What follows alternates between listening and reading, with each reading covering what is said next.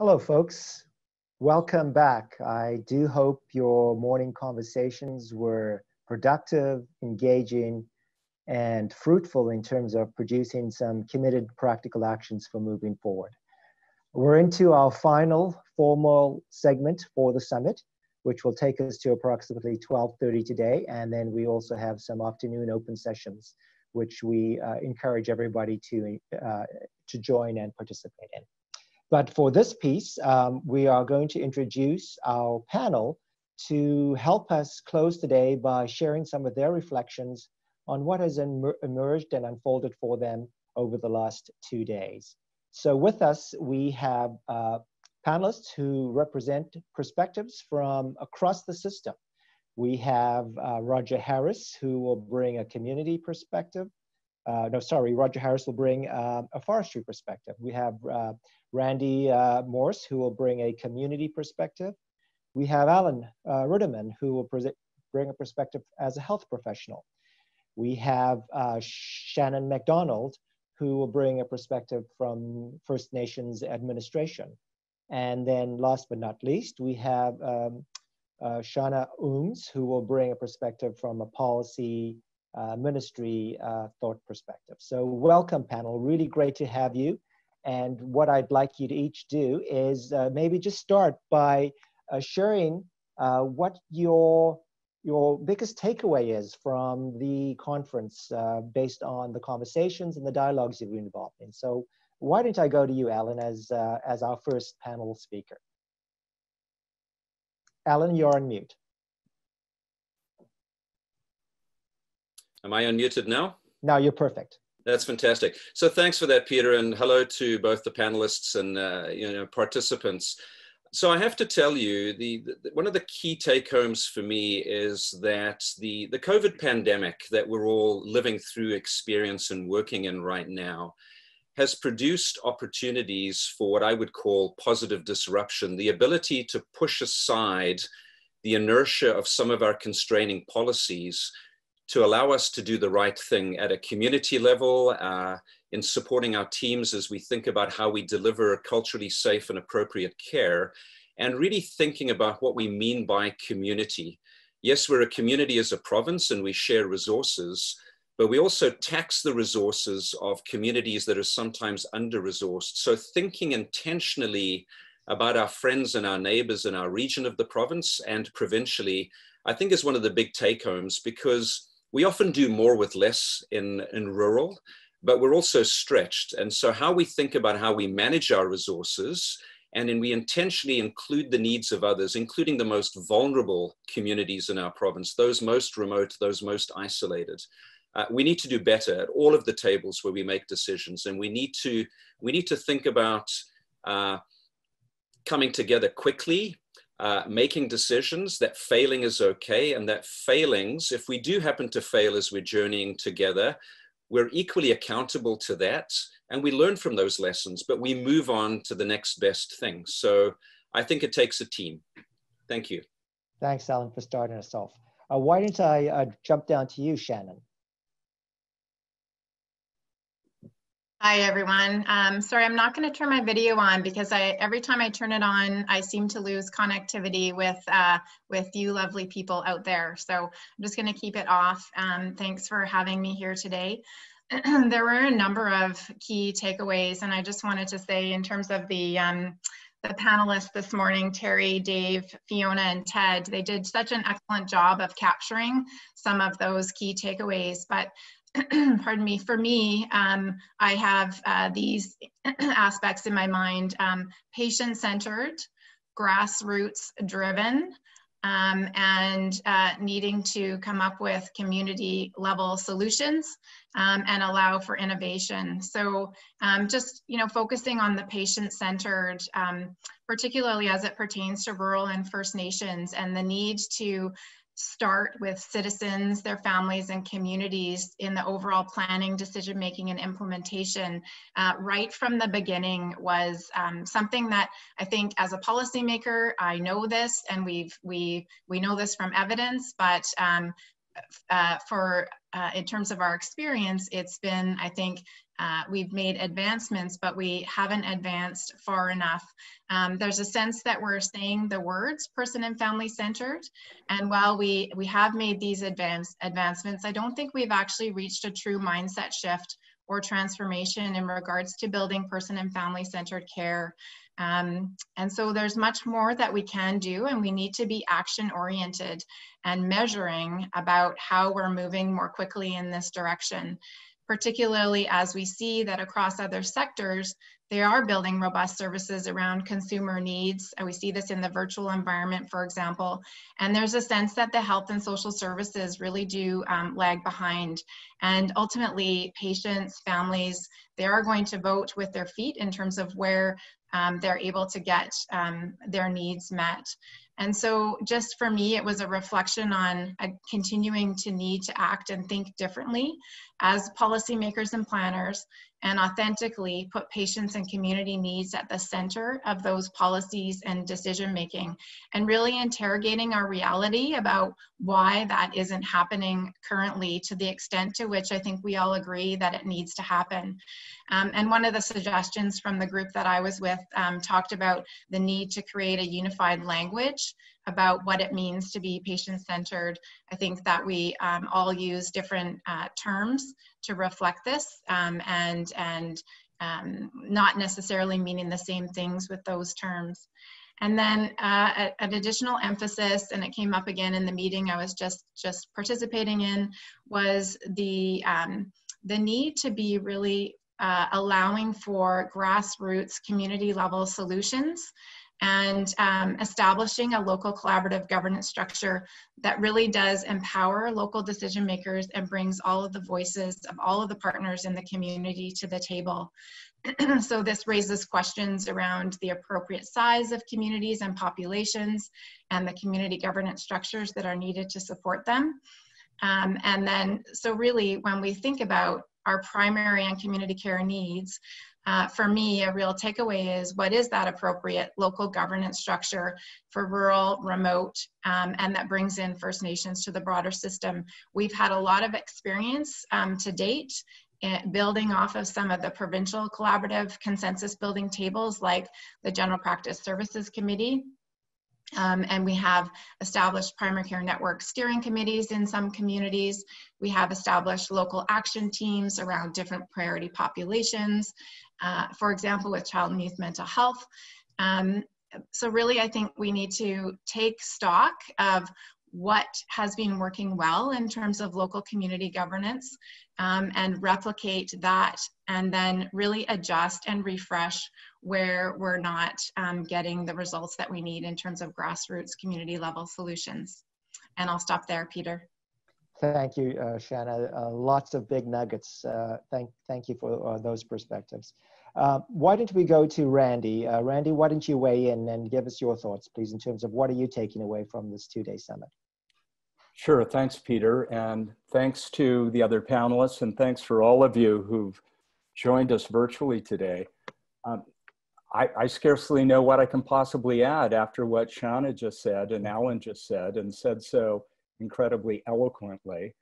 But here I am representing citizens. And I note that we're using the word citizens, not patients, including rural and remote and First Nations and other Indigenous British Columbians who in the moment aren't ill. And I hope I'm one of them.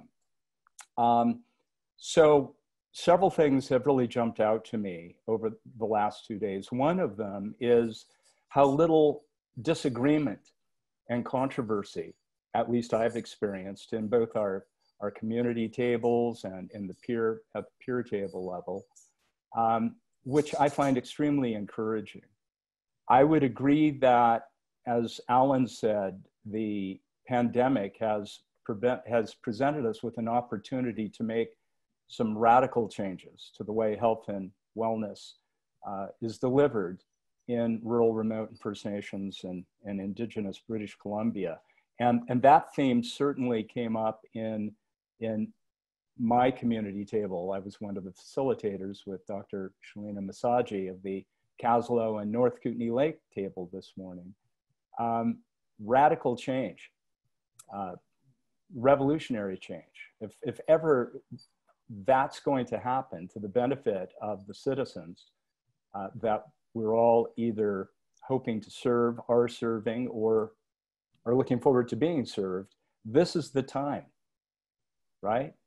And personally, I'm incredibly encouraged, just overall, overarchingly, by this summit and the progress I think we've made as human beings and as colleagues, and in some cases, over the last 18 months, friends, since January of 2019.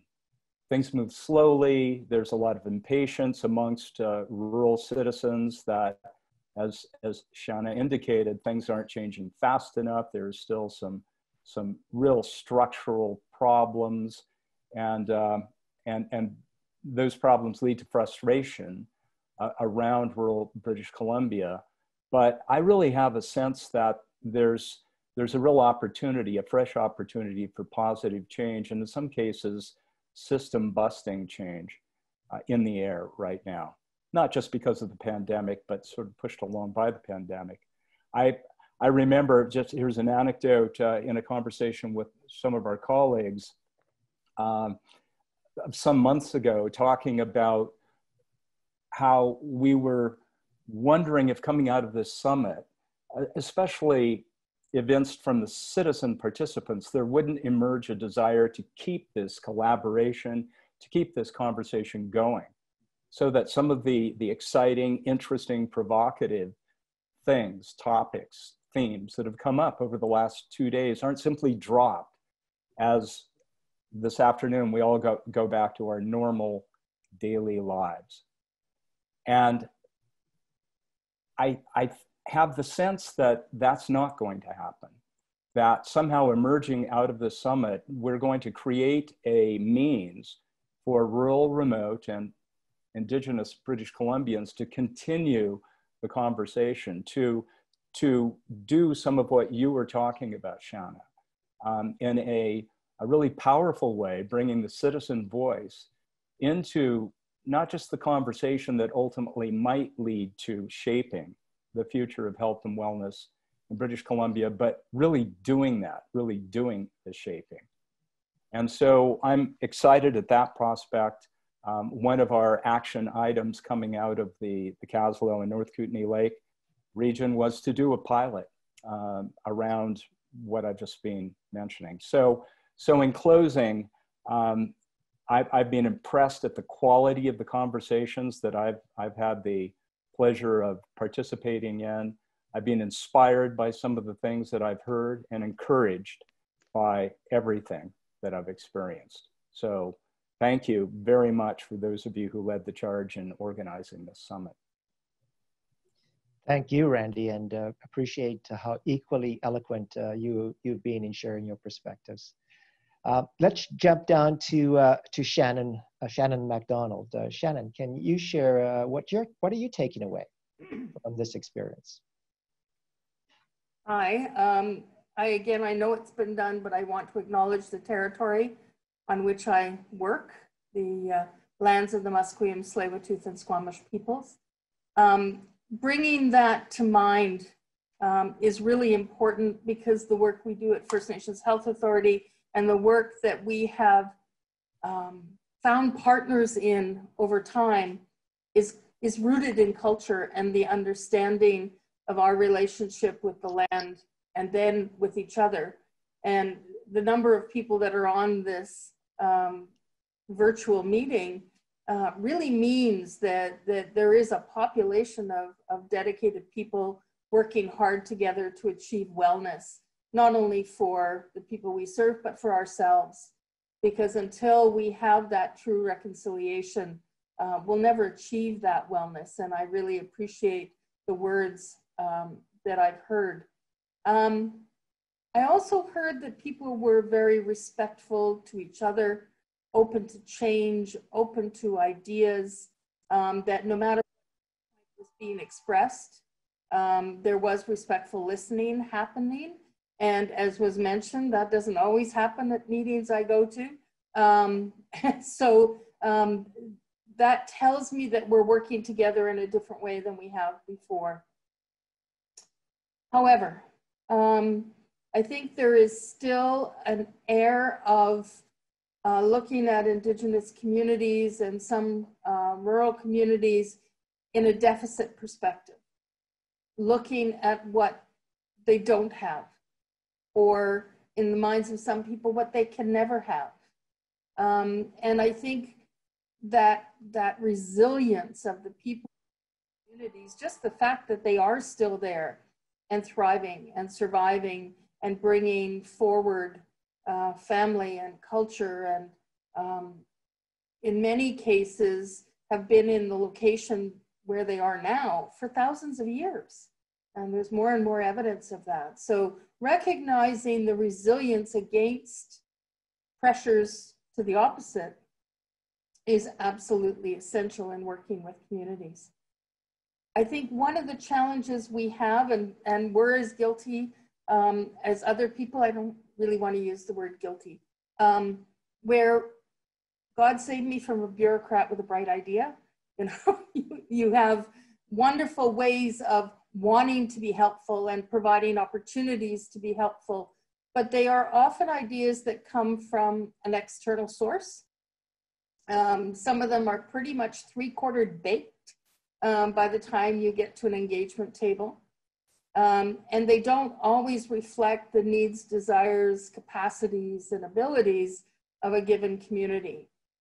So really want to encourage people to be flexible about that, to be respectful about that as we move forward, especially the need to fully engage communities in processes that will affect them going forward. You know, it's always nice to do 2 and do 4, and that's what we're trained to do often. But the work to really succeed needs to be doing with or doing in support of. It's just a very different lens on how we can move forward together on some of this work. The elephant in the room, and it's been front page news over the last week, is racism.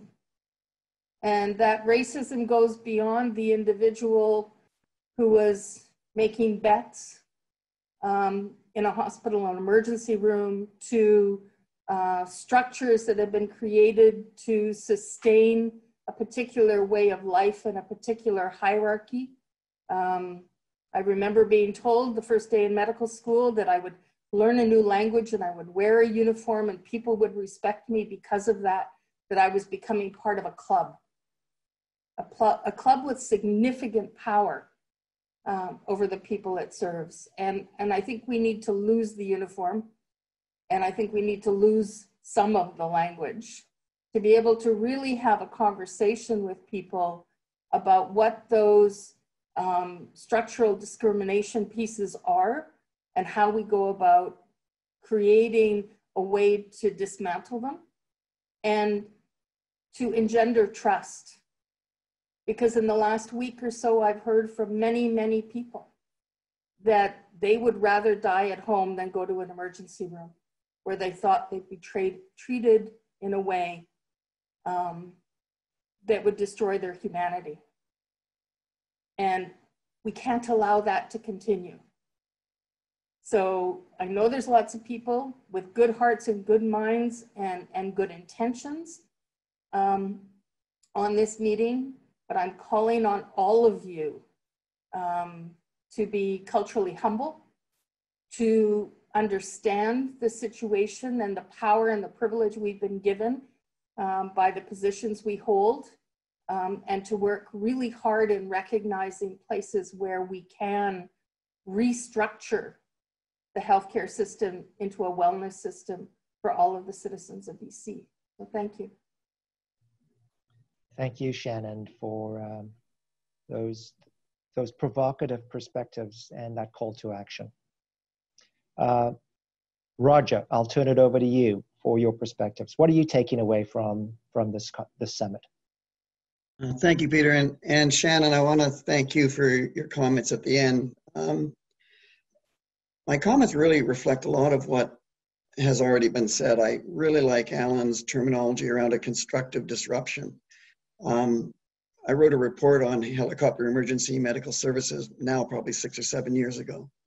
And the issues that made it a topic then haven't changed in the last 6 or 7 years. But I think one of the things that I've taken away from this is that we are in a time with COVID that provides the opportunity for the constructive disruption that actually now starts to make the system and fundamental changes you need to make in order to move the things. Randy's comments about the rooms and even Shannon's around everyone in that room we're all sort of in the canoe rowing in the same direction. And that's been probably what we've all been doing for a while. I think about the last conference, it didn't look a whole lot different. The challenge has been, how do we translate those words into actions? It's not that we haven't made progress. Today, my wife is getting her chemotherapy in Terrace. She has a portal. Anyone that knows about that realizes you can only get it in Vancouver. So that progress now allows us to live in Terrace and do that rather than have to live for the next 5 months in Vancouver. So progress is there, but I don't think progress is coming fast enough or quick enough for a lot of people. I heard the word equitable used in just about every sentence and every meeting constantly. It's almost become an overworked word before we've had a chance to actually define it and decide how it looks, because depending on where you are in the healthcare structure, which is a bit like having a conversation around how long's a piece of rope, the more we talk about it, the more it grows. And as you try to achieve equity in everyone, depending on where you sit in the system, equity looks different, it's defined differently, and progress is measured differently. So I'm internally optimistic that our constructive disruption provides the platform by which people can start to break down some of the more fundamental barriers that I think get in the way of change. And those are the legislative barriers. Those are the institutional barriers that exist. Because I think until we start to deal with those in a substantive way, we're going to continue to sort of tinker around the outside and never make, I think, some of those breakthroughs that we'd like to. Not that we haven't. I said progress is being made constantly, but it's not really being made at a rate, I think, that from a constituent perspective, it's one that feels right yet. So I've been really encouraged by this. I've been absolutely amazed by the technology and how practical and how well it's worked. I actually think this method has been as equally as constructive as the one we had in January. I think it was a year and a half ago, 2 years ago. It certainly hasn't taken away from it. That face-to-face contact makes so much of a difference when we're interacting with people.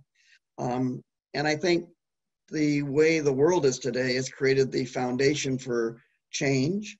That this conference leaves me very optimistic that we're going to start to see in more substantive ways than we've seen in the past, and ones that I think will really improve the quality of life for people in every community across this province. Thank you, Roger. Lots of optimism in those perspectives. I'd like to ask the panel, as committed leaders who make a difference in the system and in our province, how can you role model action for us? So, in other words, what are you committed to personally doing and leading? And I know that we want to walk away with some practical action, so I'm going to ask you to go first. And let me go to my good friend, Alan. Alan, what's the charge you personally are going to take going forward? Yeah, so the commitment that I make, Peter, to you, to certainly my co-panelists, but to the broader audience is the following. So I've really become more appreciative and constantly reminded through the summit that community with a capital C, community is health. We come together as peoples and we create communities because we're invested in the well-being of one another. Mm-hmm. So the commitments that I am going to make here through my areas of influence and through the partnerships and the networks that I'm connected to is when I'm involved in committee work or I'm involved in supporting initiatives or I'm bringing consensus to support pilot projects, when we do that, how do those plans that we're making, how do they address the injustice that exists in our healthcare system? So that's my commitment in the next 1 to 3 years. I'm going to be very thoughtful and very attentive to asking that question and requiring my committee members and people that sit around tables with me to be able to answer that question before we give approval to the work that we're doing. Tremendous. Thank you, Alan, for that. Randy, I know you commented on a pilot that you were going to be involved in, but what are you personally committed to? What's the action we can count on you to take? Well, I guess there are two parts to my answer, Peter. First, institutionally, the BC Rural Centre, which is the organization I represent, is committed to doing everything it can do to create a cloud-based platform that gives Indigenous, rural and remote British Columbians 24/7 access to a place where they can safely share their concerns, their ideas, and their hopes with all the other Pentagram partners who will also have access to this platform. As a human being, as a person, something just clicked for me when Shannon McDonald was saying what she was saying. And this, this is not something I've given much thought to because it literally has just occurred to me. It seems to me that the biggest single problem with the current health system is an imbalance in power in a lot of different ways, but just distilling it down to a simple fact, it's an imbalance of power. Fully capable people walk into a doctor's office and suddenly they no longer feel capable. They no longer feel fully themselves. And if they happen to be Indigenous, they feel far too often, as Shannon said, less than themselves, to an extent that, as she just shared, they don't even dare go to that office. So it occurs to me that this is not simply a problem with the current medical system, it's a societal problem, right? So what clicked for me just now is that under the rubric, we have to start somewhere to change things radically in our society. What better place to start than one of the most powerful silos in any society, the healthcare system? So when I hear someone like Alan say what he said, I'm infused with some hope that the medical establishment can lead the charge. And this is a tough thing to do, right? To give up power is not easy. Human history certainly underscores and shows us that. But I think that what we're all experiencing in the context of the summer, and what I personally have experienced working with some of you over the last 18 months, fills me with hope that those of you who are currently in positions of power recognize that to do the jobs that attracted you to your respective professions in the first place, you have to give up more of it to more of us. So that's what I would say. Thanks. Thank you, Randy, and appreciate that very real-time insight that jumped up and emerged. Thank you. Shannon, can I ask you to, again, talk about what commitment you personally as a leader will take to role model the kinds of changes you're talking about? Well, those are very important commitments that we've heard about already. And I think just first and foremost to Shannon's reflections, I would say that my first commitment would be to take up Shannon's call to action. I think that you have given us all an incredible level of insight and opportunity to pause and reflect as individuals. And I really appreciate that, Shannon. And then just hearkening back on Fiona's comments this morning, she made the statement around supporting each other to be better and do better for patients. I think just as a, as I said, an individual personal takeaway, as well as professional, that is a commitment to bring that into my leadership practice on a daily basis.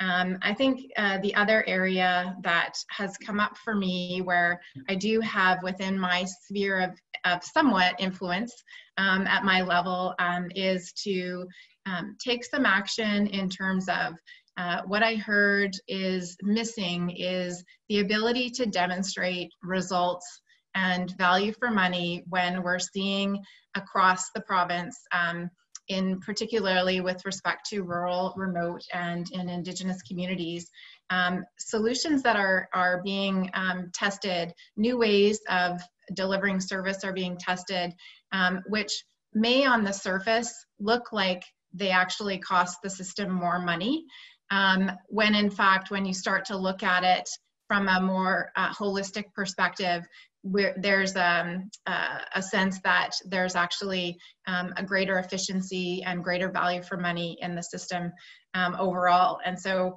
just really a commitment to take back and structure within my team, within the primary care program area, the opportunity to develop out that type of measurement system in an aggregate way across the province, working with my colleagues in the Ministry of Health in the Health System Information Analysis and Reporting area, to take that measurement lens in a more concrete way to the rural, remote, and Indigenous activities that are happening out there. Thank you, Shana. Love the pragmatic feel of that measurement action. Roger, jump in. Same question. How will you show leadership and take action on your part? Well, the sphere of influence I have probably sits in the transportation component. I sort of look at the Tahltan today, who as a nation are actually funding helicopter emergency services just so they can have some resemblance of equitable service, something that most people in Vancouver would take for granted.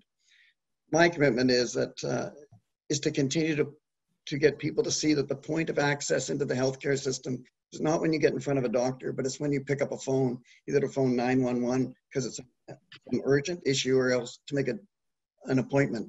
It's that critical timeline between when you make that first contact to when you finally get in front of the right healthcare provider at the right time that informs and dictates what the outcome is. That changes it dramatically and dynamically in many cases.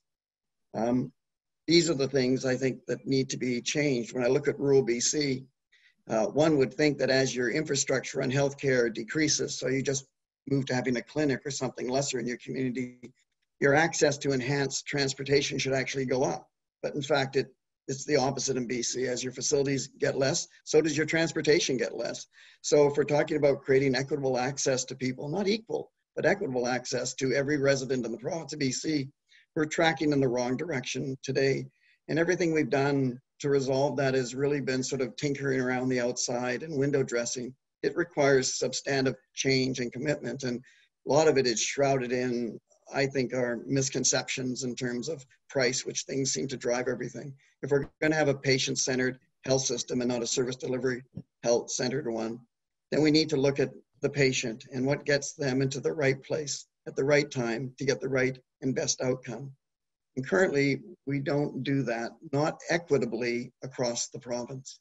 And so my commitment stays in my lane, which is to continue to support and move and do what I can to drive that the equity model so that people start to see a better outcome. Thank you for that, Roger. Shannon, I'll leave you with the final set of words around your commitment and the action you would like to take. A long time ago, when I was young, I was famous for holding protest signs and yelling a lot and being an activist in a very different way than I am now. But I have learned over the years that we get the most done. My job is about, I'm gonna turn this around a little. My job is about changing minds and hearts one at a time. There's a lot of other things I could do, but talking to somebody, bringing them along, supporting them, enabling them, introducing them, doing all of those things as part of my job, I can sit here and do COVID until the cows come home. And that's basically what I've done for 3 months. All of the people that I sit with and encourage and support and engage with come along to a different place. And I think that's what days like today are about, where the voices of saying, well, maybe you don't want to do it that way anymore. Maybe you can go 5 degrees off plumb and change it in this direction and move things towards a more positive place. I think we need to be a little more radical than we've been over the last few years. We got a lot of documents.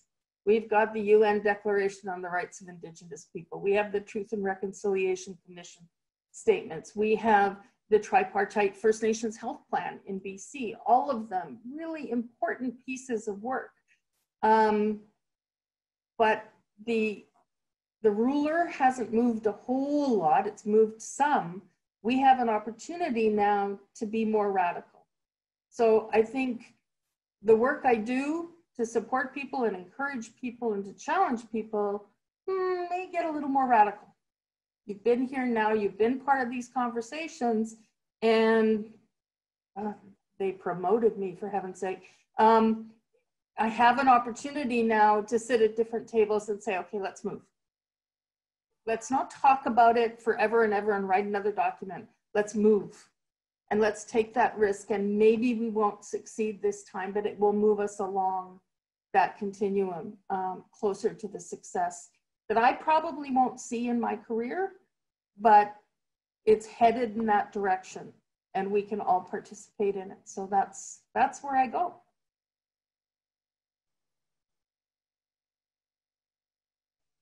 Thank you, Shannon. I truly appreciate that that disruptive energy that you're bringing. So we look forward to that radical piece, and that constructive disruption term. I think, Alan, people are going to copy and plagiarize that with your permission. Panel, thank you so much for leading the way. And this is a perfect opportunity just to pause and now ask our colleagues and participants to do what you've just done. Give them an opportunity to reflect on what action they will take. And I'm going to ask you to stay on and see what comes up in the chat function and maybe provide some closing comments in terms of what you see emerging. So thank you, panelists. And now to you, colleagues and participants. This is your opportunity to weigh in. So I encourage you just to take a moment to reflect, maybe just a minute or two of just silence to reflect on what you've heard, and maybe to journal a little bit and then come up with an action that reflects what you will do differently based on the learnings and insights from the work we've done over the last 2 days. And when you've done that reflection after 2 minutes or so, I'm going to invite you to use the chat function, and please address your comments to panelists and participants so that everyone can see your comments. And we'll then open it up to see what our panelists say about your commitments. At the same time on the screen, you also see some of the commitments that have emerged from your various peer tables.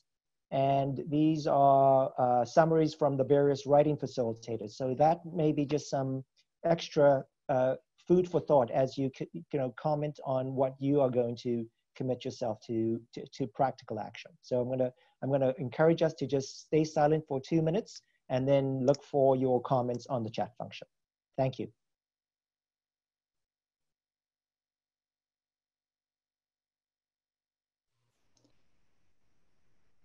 Just to clarify, Peter, is it the comments to all panelists or all panelists and attendees?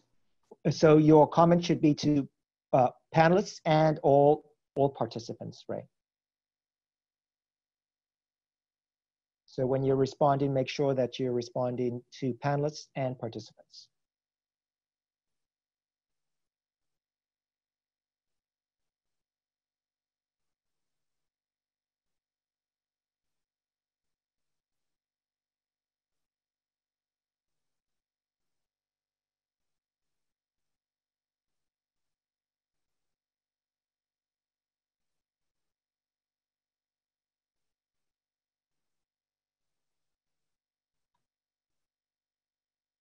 Just a quick interruption, folks. The question is, what are you committed to doing based on the learnings from this summit. So this is about a personal commitment and action on your behalf.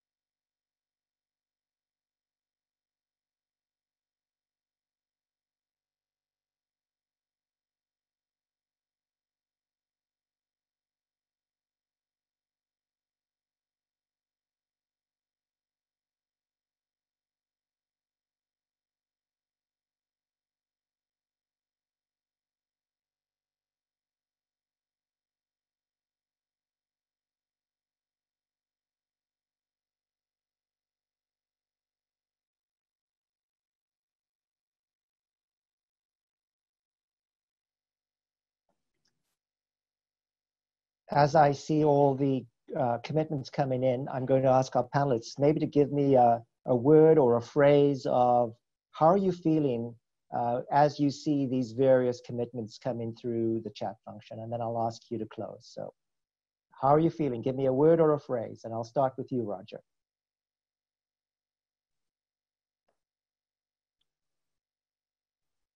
I was going to say overwhelmed, but you can't read them fast enough that they come up. I think this, for me, it speaks to the success of the event, that people are so embedded in it that they're prepared to put in writing something they're prepared to do. And I think that's always the best evidence of a successful event. So. Thank you. Randy, same question. What's a word or a phrase of how are you feeling as you see these various commitments show up on our screen? I'm excitedly stoked up the revolution. Excitedly stoke up the revolution. Wonderful. Shana, same question. Word or a phrase of how you're feeling as you see these commitments? Humble. There are an amazing number of people willing to make real change, and it's humbling. Thank you. And I suggest that your radical invitation has something to do with it. Alan, how are you feeling as you see these commitments? Thanks, Peter. So I think the pandemic has put a spotlight on what we do very, very well, but also what our vulnerabilities are and how we organize and deliver rural health services. So the way I'm feeling now when I look at the chat box, I'm feeling incredibly humbled. I'm also inspired, and I am increasingly optimistic we can get it right. Thank you, Alan. I sense that your words reflect a lot of us in the room. And finally, Shana, what are your final word or phrases that reflect how you're feeling when you see these commitments? Well, of course, going last, all my words have been taken, but I agree, humbled, inspired. I am going to go with, I feel action-oriented. So I feel like really that call to action has been heard, and people are motivated to move to action. And so I'm going to use the word action. Beautiful summary. Thank you. I want to leave on that tone and that note from Shana, and thank our panelists for just a really great conversation. And on that note, let me ask Ray Markham and Leslie Carty to join us as we start to now wind down our session and get you to make some final closing comments, Ray and Leslie. Thanks, Peter. Les, did you want to go first? Sure. I just want to say thank you, Shannon, for the call to action. It is pretty amazing and inspiring to see all of these written commitments streaming so fast down the chat box. I'm so excited to see that. So I think on behalf of the RCC, I think we are so excited to commit to continuing to hold the space as we bring kind of the grassroots bottom up and top down approach together to hold tables where we can have these conversations and we can get real input and discussion and engagement, so that when we continue these provincial discussions or discussions at a larger level, we ensure that we have all those partners together. I've reflected a lot as we've talked about relationships over the last 2 days, and I believe in my heart of hearts that it is absolutely key to continuing to do that work. And so that's something that I want to commit to on behalf of RCCbc. Yeah, thanks, Les. Yeah, I just wanted to thank everyone for staying on. You know, it's been a great experience for me. You know, just reflecting on the kind of there is no system, we are the system. So what has shifted in me? That's kind of really a good tell for me as to whether there's actually kind of what's been going on here. And there have been really tangible pieces that I've come into this thinking about things in one way and left it thinking about things in a different way. And one example would be the whole transport file. I mean, I come from a very provider-centric view on that, around kind of getting people out of my emergency room when they're really sick. But my eyes have also been open to that importance of that transport as a social determinants of health and supporting a community voice in my community. So that's something that's actively shifted in me out of this. And like Les, very encouraged by kind of all the comments here, very encouraged by over 70 commitment statements from the peer groups. We live in a complex adaptive system. It's not a complicated system, it's a complex adaptive system. The only way it's going to shift is by kind of people kind of in a kind of as individuals, but kind of collectively in that canoe analogy, kind of paddling in the same direction, doing that. And I'm getting a sense of that for sure. So, you know, as an organization, just committing to this idea of, we've tried in this event to actually create a bit of a space for that top down and bottom up. And I think certainly as an organization with the RCC, continuing to support those community tables, a dialogue between those community tables, the functionality of those community tables, and kind of create that kind of vehicle between the top and bottom from those community tables to provincial kind of leadership and decision making is something I think that we can do, and that I'll be happy to commit to doing. We're going to be closing up now, and I think it's the Songhees traditional dancers led by Lila and Beth Deck are going to we're going to move on to that piece next, and then Elder Syexwalia will close the day for us. I don't know, Peter, if you, before we moved into that piece, I don't know if Richard's, so I'll hand over to you. Just one quick housekeeping piece, and let me firstly say thank you to you and Leslie, and also I think for your provocative signal that how are you different as a result of this experience? I think that's a beautiful way for people to kind of hold that piece and reflect on that for themselves. And then on the housekeeping piece, there will be a post-summit evaluation survey that will be mailed out to you this afternoon. Please, if you can take a few minutes to complete that, it's going to be extremely helpful for the organizers and for future summits like this. And with that in mind, please know that the afternoon sessions are open, starting at 1:30, and again, there's a list available for you to review. And on that note, why don't we turn it over to Richard Jock, who will wrap up for us with the introductions also of our dancers and of Syexwalia to close our session. So Richard, I'll turn it over to you to do the final wrap up. Thanks, and I would just make some brief comments, and I would ask if Ray can introduce the closing dancers, because I wasn't prepared for that. I just wanted to offer a few comments, and I think one of the things I was struck by was a lot of the issues around access, and I think the other thing that was interesting was a lot of commentary around the need to destigmatize. And I would say that maybe that needs to be a broad approach, that destigmatization is important for mental health. It's important to deal with suicides. It's important to deal with addictions and opioid, but maybe we need to think about how do we destigmatize other parts of our function to empower ourselves and to take away the things that are holding us back. The other thing that I just think is important is that I think the sense of possibilities that's been expressed today is really important, and really have the sense that that we do have a few radicals in the group, and that's really important to sort of push the envelope. So I want to salute all of those, and really just look then, how do we serve as a bridge to these possibilities? And how do we look at those that still do not have access? Like, we still need to push for broadband access to other forms of linkage to the communication that people still don't have. So I think we still need to champion those.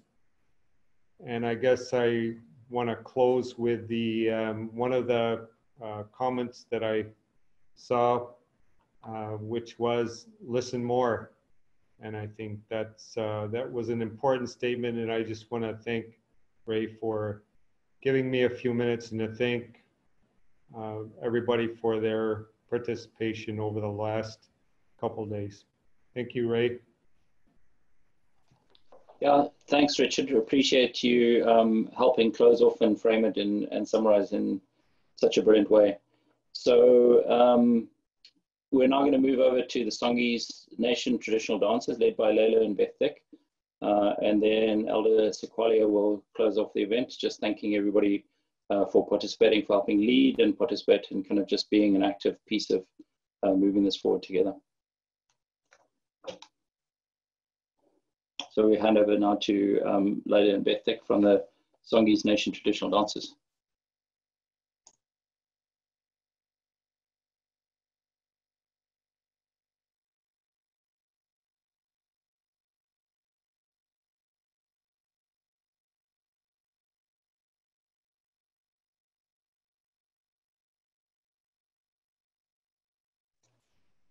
Just, you'll need to unmute.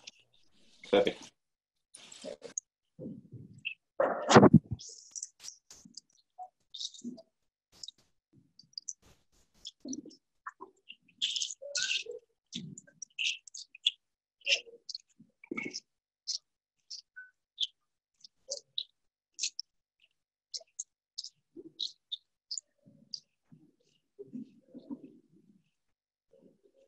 Where they run? Which way are they running in?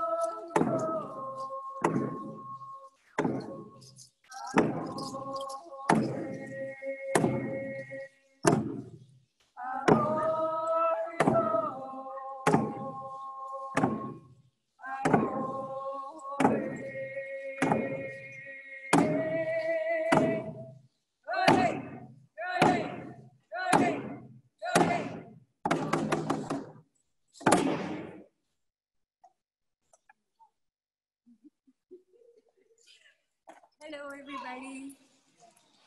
Okay, the first song that we did for you was our running in song that basically just announces who we are. We are the Lekwungen people.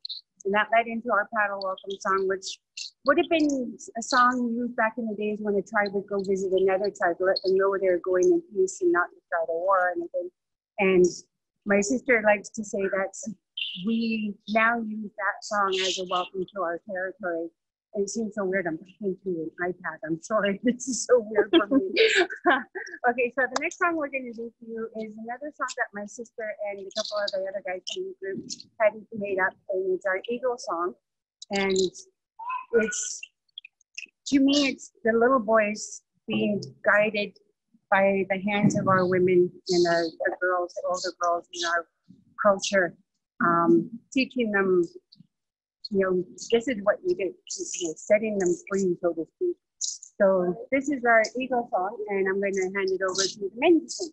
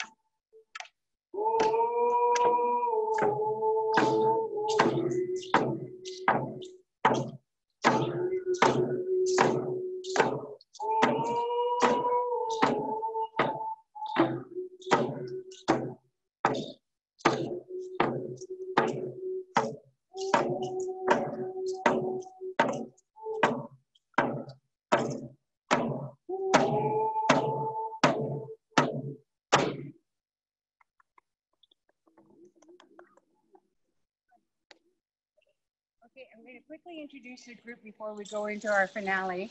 So if I can get everybody to line up over here. We'll start off at this end. Oh, and we got our lead singer party. That's Lala. Say hi, Lala.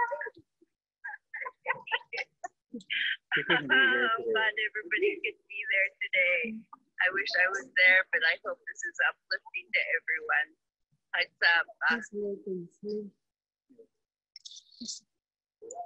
Okay, and we have the backbone of our group. She is my everything, and everybody knows her as Mama. So this is Mama. James. Gina. Barnes. And our youngest, Ayana. Sylvia behind her. Stella. Juanette. Our other youngest, Guy. Cyrus. Angela. Baby Hollywood. Eugene. Aliyah. Dara. Tessa. Christine. And unseen to you, unfortunately, is our other crew. This is Lindsay. She's mommy of Jesse. And Tessa. Okay, so the last song we're going to do for you. Oh, I'm Beth. I'm sorry, I'm Beth. The last song we're going to do for you is our grand finale. This is one of the songs that's a fast-paced song. The boys get to dance the way they want to dance, freestyle. The girls will be coming out. You'll see them walking by Lindsay, holding their hands up. That's our way of saying thank you.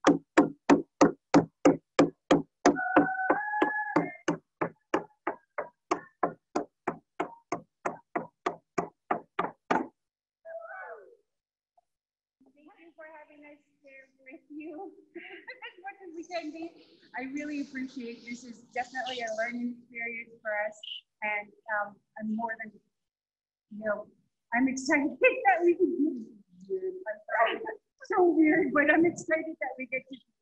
Thank you for having us. Have a great day. All right. guys spoke to me. Oh, my phone is closing.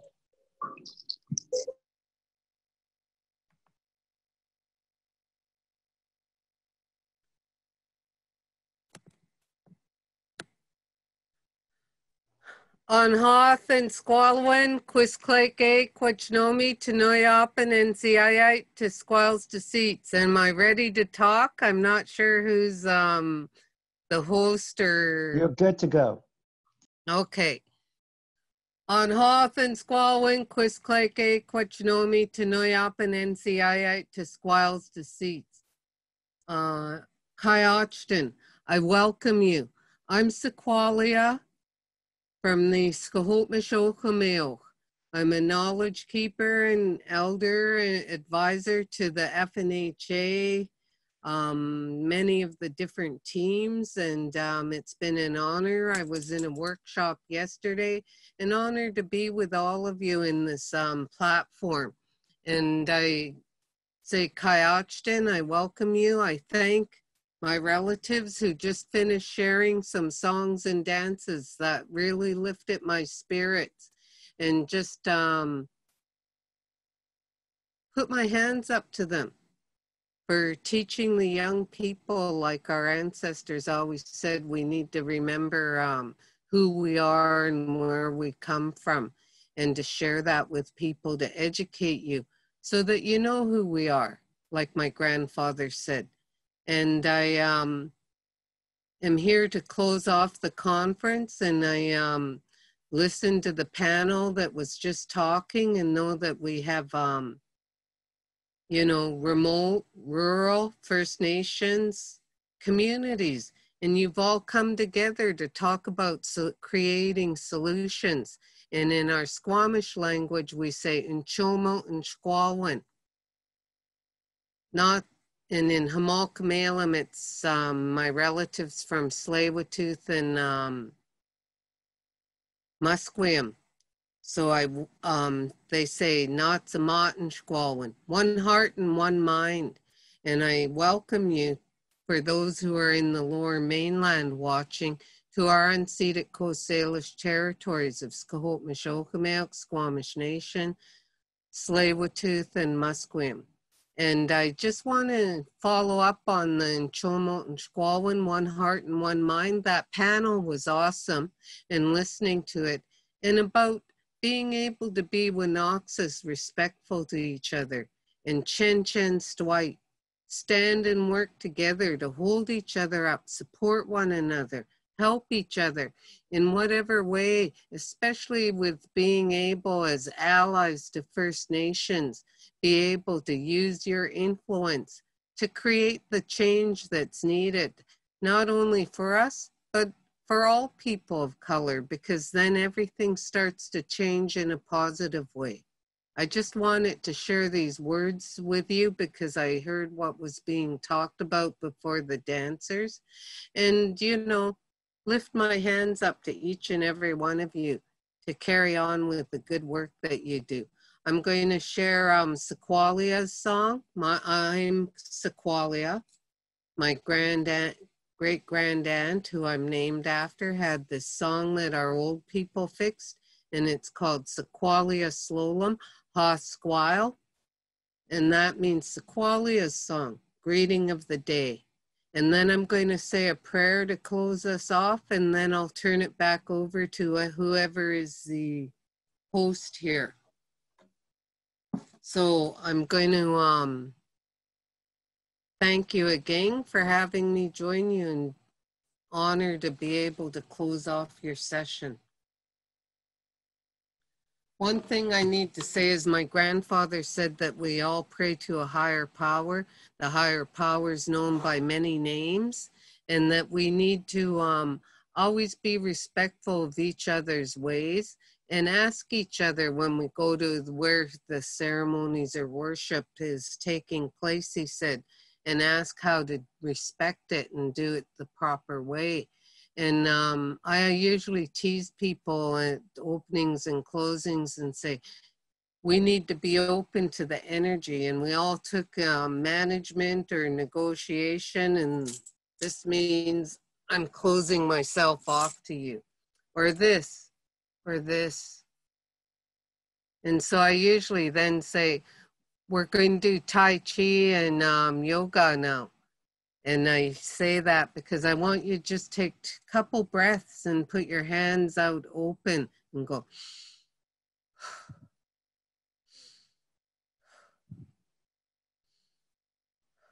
Feel the energy that comes from that.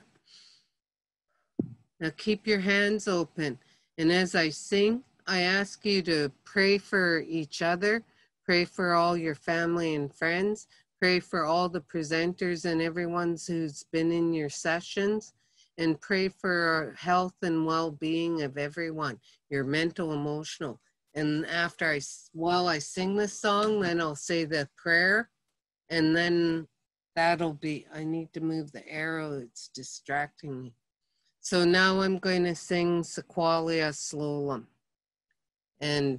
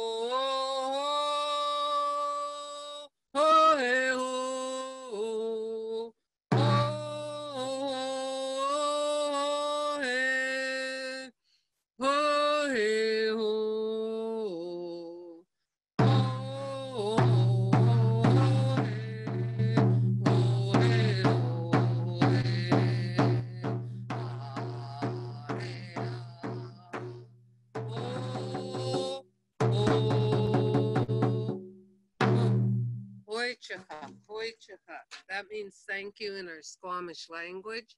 And I am a Squamish Nation citizen living in our village of Uslahan right now, Okamailk, on the North Shore. I grew up in Quamalchison, Okamailk, what's known as the Capilano Reserve, just one of the gateways of the Lionsgate footings for the Lionsgate Bridge. So that's where my grandparents live. And now I'm going to say a prayer. Chen Quinn Mentomi Kakakanak Chasiam, Yonso Tinoyop and Munmun to squalls deceits, asking you, Creator, to watch over and guide each and every one of your children gathered in this circle today. Asking you, Kakakanak, to help your children with their squalwin, their mental and emotional, physical, spiritual well-being. And also, Creator, watch over and protect all their family and friends, their family, Syexwalia, and protect them all with their well-being. Asking you, Creator, to make sure they continue to carry on with the good work that they're doing, and to be open to all the different views and words that they hear and learn about and share with each other, to do good work for the present and future generations. Creator Kakahanek, asking you to hear our prayers for all our family and friends who may have serious illnesses. Within the province, there's many who have either or are recovering from COVID. There are many, hear our prayers for those with the many forms of cancers and treatments that they're getting, for heart problems, for diabetes, arthritis in many forms, for HIV, Hep C, tuberculosis, meningitis, pleurisy, all the other illnesses I can't name, and for injuries, serious ones that people are waiting for surgery, and for those who have had surgery. Creator, hear our prayers for their health, healing, and recovery. Creator, we ask you also to hear our prayers for all our family and friends who maybe because of traumas or different things that have happened in their lives, especially First Nations, for the multi-generational impacts of colonization and residential school, who have battles with alcohol and drugs. All our family and friends battling alcohol and drugs, hear our prayers for them, and for those incarcerated because of their battles with alcohol and drugs. That you hear our prayers, that they find that healing path to recovery and health, and that they become survivors and maybe share their stories with others to not walk down that dark path, Creator. And Creator, hear our prayers for their families who love them and don't want to lose them. Because Creator, there's been 173 deaths in 1 month from fentanyl. And there's many others, the numbers that are more serious than any COVID or any other illness and taking lives in the last month. So we need to pray for them. And for those who have lost loved ones and are hurting in their tsali, hurting in their heart for the loss. So we pray, Creator, asking for that health and recovery for everyone. Asking Creator to pray for all of those who may have heavy sorrow in their hearts for lost loved ones, to know that the pain never leaves, only it changes. You have sorrow and grief at the start, and eventually it'll change and the pain will be there, only you'll be able to remember your loved ones with happiness and joy of the memories you've kept in your tsali and your heart and your mind, because they say they always live forever if they're in your heart and mind. And our loved ones, they worry about us who are left here on our life journey and the struggles we may have and the health problems we may have.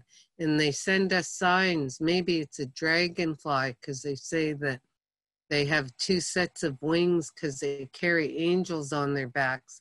Or maybe it's hummingbirds, butterflies, ladybugs, because they say those are angels visiting you, like the dragonflies are our ancestors, we say. Or maybe you're down one day and having heavy heart about loss of loved ones or stress of work or life, and you all of a sudden see that. Or you see an eagle or a raven or something you don't normally see, and you start smiling and you're lifted up in spirit and you share that story and the people you tell start smiling. That's your loved one lifting your spirit, and know that they're doing that for you, because we're never alone. They're always our guardian angels. So Creator, hear all the prayers I've shared and all the prayers in the hearts and minds of those gathered in this circle today. And I ask Creator that we can carry on in a good way, and everyone be protected. Tama kwetsi snachum hoichacha. Tama kwetsi snachum means those are my words. Hoichacha. Oichacha means thank you. So I ask that you, Wachayapyo, you all take care and be safe. Now I turn it back over to, I believe, is it Ray? Yeah, thanks very much, Syexwalia. Thanks for closing up for us. Really appreciate you closing us up in a good way and leading us forward in a good way. Thank you. Also want to just take this chance to thank Peter as well for guiding us on this journey, and for all of the people who've taken a role in guiding us on the journey, and just appreciate Syexwalia, your closing the loop on that, and then kind of leading us forward in that good way. So thank you very much. Thank you, everyone. Great. Cheerio. Bye. Cheerio. We're all done. We're all done. Bye-bye.